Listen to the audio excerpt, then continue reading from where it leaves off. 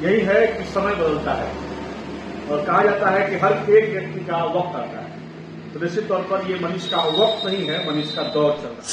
आप भी कुछ दिन पहले तक नेता हुआ करते थे, बिल्कुल युवाओं के लिए लड़ा करते थे। आज आपने माइक ले लिया है और माइक के माध्यम से लोगों का आवाज बन रहा है। आप अपना जो है स्पष्ट करें कि आप भविष्य में नेता होंगे या मंत्री रहेंगे। मनीष के परिचय में जो वहां के एंकर थे उनका ये कहना था कि यूट्यूबर, चर्चित यूट्यूबर, हालांकि अब ये लोग पत्रकार की संज्ञा में ही आ रहे हैं और जहां हमारे बड़े कैमरे नहीं पहुंचते हैं, इनकी छोटी मोबाइलें वहां तक पहुंच जाती हैं। तो एक तरह से मनीष कश्यप हम सभी यूट्यूबरों का लोहा मेन स्ट्रीम मीडिया को मनवा रहा है और इसलिए हम सभी यूट्यूबर मनीष कश्यप को धन्यवाद। नस और दर्द के रोग से हो गए हैं परेशान, तो आज ही मिलिए बीडीबीओ हॉस्पिटल मुंबई के जाने माने neuro physician doctor OP Sharma से, अपने शहर गोपालगंज में। पता दवाई वाला मेडिकल, डॉक्टर कौशल्या चौक से 10 मीटर पश्चिम, थावे रोड, गोपालगंज। नमस्कार, ग्राउंड जीरो से मैं प्रवीण। कैमरा स्क्रीन पर आप इन्हें देख रहे हैं युवा पत्रकार मनीष ऋषि। मनीष ऋषि वही मनीष ऋषि जो मनीष कश्यप के साथ एक छोटा शॉर्ट फिल्म बनाए थे, जिसमें इन्होंने नेता का रोल निभाया था। वही मनीष ऋषि जो एक जमाने से क्रांति के रूप में युवाओं में गिने जाते हैं। सबसे पहले मनीष जी से हम बात करेंगे, मुद्दा होगा मनीष कश्यप को लेकर, तमाम बिंदु होगी, तमाम वार्तालापें होंगी। मनीष जी, सबसे पहले आपका स्वागत है। बहुत बहुत धन्यवाद प्रवीण जी। और निश्चित तौर पर मनीष कश्यप का आपने जिक्र किया। मनीष कश्यप के साथ हमारी शॉर्ट फिल्म फोर्थ पिलर, जो कि बड़ा अच्छा लग रहा, लोगों ने बड़ा पसंद किया था। और आज लंबे अंतराल के बाद मनीष जब जेल से, काल कोठरी से बाहर निकले हैं तो बड़ा अच्छा लग रहा है और निश्चित तौर पर हम सबको बहुत खुशी हुई। मनीष जी, मेरा पहला सवाल रहेगा आपसे कि मनीष कश्यप को आज जो है पूरे देश में बड़े बड़े न्यूज चैनलों में जगह मिल रहा है। वही मनीष कश्यप को कुछ दिन पहले तक लोगों ने कई तरह से देखा, यूट्यूबर के तौर पर देखा, देशद्रोही के तौर पर देखा। इसको कैसे देखते हैं? यही है कि समय बदलता है और कहा जाता है कि हर एक व्यक्ति का वक्त आता है। तो निश्चित तौर पर ये मनीष का वक्त नहीं है, मनीष का दौर चल रहा है। और जो लोग मनीष के जेल जाने से पहले और जेल रहते समय तमाम तरह के आरोप लगाए, क्लिक बैक एक सेंटेंस यूज होता है, एक शब्द यूज होता है यूट्यूब और डिजिटल मीडिया में, तो उसमें कैची कंटेंट डाला जाता है, टाइटल डाला जाता है, जिससे लोग आकर्षित होकर रुके। ये देखिए मनीष कश्यप के साथ क्या हुआ। मनीष कश्यप अब नहीं निकलेंगे बाहर, इस तरह की तमाम बातें सुनने को मिलती हैं। लेकिन जब आप उस न्यूज के अंदर जाएंगे तो मनीष कश्यप से जुड़ा हुआ कोई खबर नहीं होता था। हम उस चैनल को यहां नाम नहीं रखेंगे, लेकिन ऐसी तमाम चैनलें थी जो आज बड़ी मीडिया हाउस के रूप में हैं, जो इस तरह का क्लिक बैक वाला काम करती थी। लेकिन देखिए, समय ने करवट लिया, वक्त बदला, हालात बदला, मौसम बदला, तो ये सब लोग एक एक घंटा, डेढ़ घंटा, दो घंटे का स्क्रीन शेयर कर रहे हैं मनीष कश्यप। तो निश्चित तौर पर मनीष ने इस 9 माह में, जैसे कहा जाता है कि ये दूसरा जन्म है मनीष कश्यप का। एक मां के गर्भ में था 9 महीना और दूसरा इस जेल के गर्भ में 9 महीने तक रहकर वो दूसरा जन्म प्राप्त किया है। और दूसरा जन्म उसे बहुत ही लाभान्वित करते हुए दिख रहा है। और हम सब चूंकि पहले से जुड़े हुए हैं तो हम लोगों को बड़ा खुशी हो रहा है। और यूट्यूबर की क्या हैसियत है, यूट्यूबर की क्या महत्व है, यूट्यूबर किस तरह से लोगों का, कल हम एक चैनल पर मनीष कश्यप की बातों को सुन रहे थे, लगभग 52 मिनट का वो एपिसोड था। मनीष के परिचय में जो वहां के एंकर थे उनका ये कहना था कि यूट्यूबर, चर्चित यूट्यूबर, हालांकि अब ये लोग पत्रकार की संज्ञा में ही आ रहे हैं और जहां हमारे बड़े कैमरे नहीं पहुंचते हैं, इनकी छोटी मोबाइलें वहां तक पहुंच जाती हैं। तो एक तरह से मनीष कश्यप हम सभी यूट्यूबरों का लोहा मेन स्ट्रीम मीडिया को मनवा रहा है और इसलिए हम सभी यूट्यूबर मनीष कश्यप को धन्यवाद ज्ञापित करते हैं। अच्छा, एक सवाल आपसे और रहेगा कि कुछ दिन पहले से एक वीडियो वायरल हो रहा है, मनीष कश्यप जब जेल से निकले हैं, उसमें एक मजदूर को लेकर जो 13 महीने से जी बिल्कुल हाल ही का मामला है, उस बिंदु पर बताइए। जी बिल्कुल, ये हरियाणा का मैटर है। और निश्चित तौर पर समर्थन दो तरह से होता है। एक समर्थन होता है कि हम खुलेआम मंच सड़क पर आ गए, मंचों पर आ गए, चिल्ला रहे हैं, अपनी आवाजों को उठा रहे हैं। और एक समर्थन होता है, ये वो लोग होते हैं जिनके पास उतनी क्षमता नहीं है लेकिन दिल में आग जरूर है। वो मजदूर जिसकी कहानी हरियाणा में वो मजदूर है और वो अररिया का रहने वाला है। वो मजदूर 4 महीने की नौकरी कर रहा था, 4 महीने से काम कर रहा था। उस समय उसी दरमियान ये घटना घटित होती है और मजदूरों की आवाज उठाने के आरोप में मनीष कश्यप को जेल होता है। इस घटना से वो मजदूर काफी मर्माहित हो जाता है और वो उसी दिन प्रण करता है कि मेरे बस में नहीं है कि मैं कोर्ट से लड़ जाऊं, सदन से लड़ जाऊं, सरकार से लड़ जाऊं, लेकिन मैं अपने घर, अपने बाल बच्चे, बीवी, माँ बाप के समक्ष तभी जाऊंगा जब हम मजदूरों की आवाज उठाने वाला मनीष जेल से बाहर होगा। और पिछले उस 4 माह को अगर जोड़ लिया जाए, उनके 9 माह को, तो लगभग 13 माह से वो मजदूर अपने घर नहीं गया। होली, दिवाली हम बिहारियों के लिए, छठ, ये बड़ा महत्व रखता है, लेकिन इन पूजा पाठ, इन पर्व त्योहार में भी वो नहीं आया। सिर्फ और सिर्फ मनीष कश्यप बाहर नहीं थे इसीलिए कि जब वो हम लोगों की आवाज उठाने के जुर्म में जेल के अंदर है तो हम जश्न कैसे मना सकते हैं।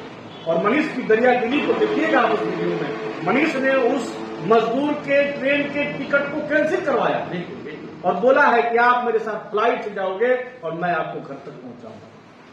अच्छा, मनीष कश्यप की अगर जहां तक बात आप कर रहे हैं तो केवल एक व्यक्ति विशेष को क्यों टारगेट कर रहे हैं?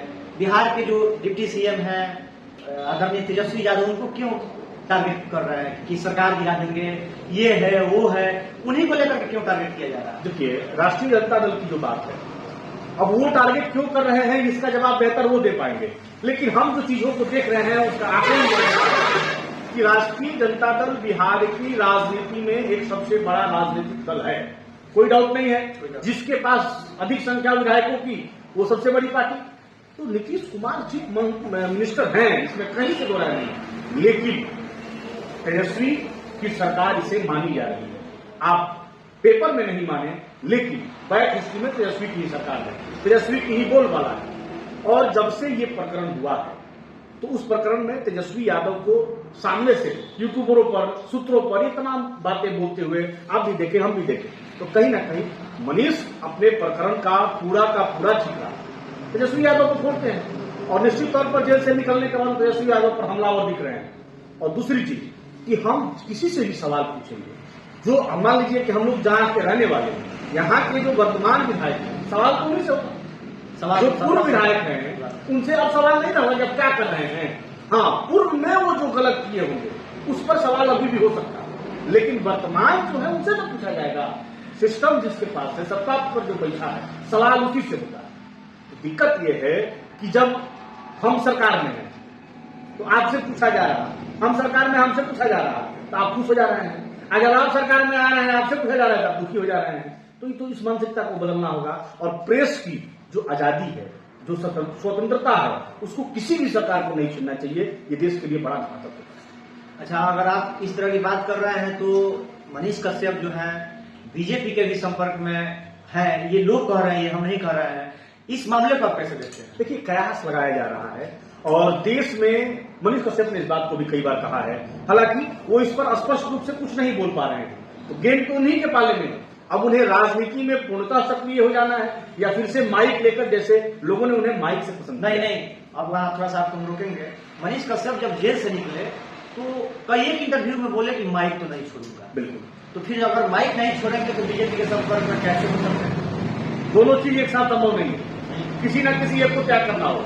क्योंकि एक पत्रकार को, मेरा ये मानना है, आज के समय में हालांकि स्थिति बड़ा विपरीत है, हर पत्रकार किसी न किसी एंगल को पकड़ के चल रहे हैं, लेकिन पत्रकार को न्यूट्रल होना चाहिए। और मेरा ये व्यक्तिगत अनुभव है कि पत्रकार को पक्ष का भी विपक्ष होना चाहिए और विपक्ष का भी विपक्ष होना चाहिए, यानी न्यूट्रल होना चाहिए। सत्य को सत्य कहो, गलत को गलत कहो, ये एक सामाजिक जिम्मेवारी है। इसका दुरुपयोग हो रहा है, बड़े पैमाने पर हो रहा है। हम लोग को भी बड़ा जिल्लत होता है, क्योंकि एक भोजपुरी में कहावत है कि खेत खाए गदहा और मार खाए चूल्हा। तो गलतियां कुछ और लोग कर रहे हैं, लेकिन सजा सबको भुगतना पड़ रहा है। तो निश्चित तौर पर आपका जो सवाल था बीजेपी से जुड़ा हुआ, तो बीजेपी में वो जाएंगे नहीं जाएंगे, किसी और दल में जाएंगे, ये सारी चीजों पर वो स्पष्ट रूप से कुछ नहीं बोल रहे हैं। हालांकि उनका झुकाव भाजपा की तरफ लोगों के नजर में देखा जा रहा है, लेकिन अब समय के गर्भ में राजनीति में संभावनाओं का खेल होता है, कब क्या हो जाए, कहां से कैसा हो जाए। मनीष ने कहा कि हमको कहां पता था कि हम जेल चले जाएंगे, लेकिन गए ना, तो भविष्य पर हमारी पाबंदी तो नहीं है, लेकिन हाँ, चुनाव लड़ना बात नहीं। और भारत की राजनीति में एक पत्रकार प्रधानमंत्री तक बना है, ये बात मनीष बार बार कोट कर रहे हैं, तो इशारा तो कहीं ना कहीं उनका राजनीतिक से है, और होना भी चाहिए, इसमें कोई बड़ी पाप नहीं है। राजनीति में बुरे लोग आज बड़ी मात्रा में सक्रिय हैं, तो सीधा तो इसका इशारा है कि अच्छे लोग खामोश हो गए हैं। अच्छे लोगों को राजनीति में आना चाहिए, और राजनीति अगर गंदी हुई है तो यही समाज किया है, और इसका उद्धार, इसका सफाया करेगा तो यही समाज करेगा। कुछ सवाल आपसे हम ले लेते हैं कि आप भी कुछ दिन पहले तक नेता हुआ करते थे, बिल्कुल युवाओं के लिए लड़ा करते थे। आज आपने माइक ले लिया है और माइक के माध्यम से लोगों का आवाज बन रहा है। आप अपना जो है स्पष्ट करें कि आप भविष्य में नेता होंगे या पत्रकार नहीं रहेंगे। कुछ तो मजबूरियां रही होगी, कोई यूं ही बेवफा नहीं होता। कुछ तो मजबूरियां रही होगी, कोई यूं ही बेवफा नहीं होता। और प्रवीण जी, आप हमारे हर संघर्ष के साथी रहे हैं, चाहे वो आंदोलन का दौर हो, चाहे वो पत्रकारिता का दौर हो, चाहे वो रोजमर्रा का दौर हो। राजनीति में जो दूषित व्यवस्था बनी, जो धनबल का और बाहुबल का दौर आया है, मनीष ऋषि एक क्रांतिकारी का नाम हो सकता है, लेकिन बाहुबली का नाम मनीष ऋषि नहीं है। खन्ना सेठ का नाम मनीष ऋषि नहीं है। मनीष ऋषि का बाप बहुत बड़ा अमीर ज्यादा नहीं है, और मैं अमीर ज्यादा का औलाद नहीं हूं।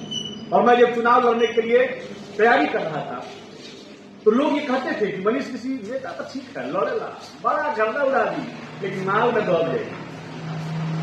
तो मैं सीधे तौर पर कहूंगा कि कहीं ना कहीं कुछ कमी मेरी भी है, और कुछ ऐसे हालात हुए कि हम राजनीति में उस तरह से सक्रिय नहीं हो पाए। हालांकि मेरा मकसद था इनकलाब जगाना, और मैं आज भी इस माइक के माध्यम से इनकलाब को जगा रहा हूं, और लगातार जगा रहा हूं। और बाकी चीजें भविष्य हमारे हाथ में भी नहीं है, जब जैसा हो किया जाएगा। आज जिंदगी ने जो रोल दिया है, हमने उसको बखूबी निभाया है, और मैं यही निवेदन करता हूं, महादेव को मानने वाले लोग हैं, कि महादेव ऐसी शक्ति दें कि जब जिंदगी जैसा रोल निभाने को कहे, तुम्हारा मनीष ऋषि कभी पीछा नहीं रहे। तो ये हमारे साथ थे मनीष ऋषि, युवा पत्रकार, यूट्यूबर कह लीजिए, साहित्यकार कह लीजिए, अभिनेता कह लीजिए। तब तक आप देखते रहिए ग्राउंड जीरो। धन्यवाद।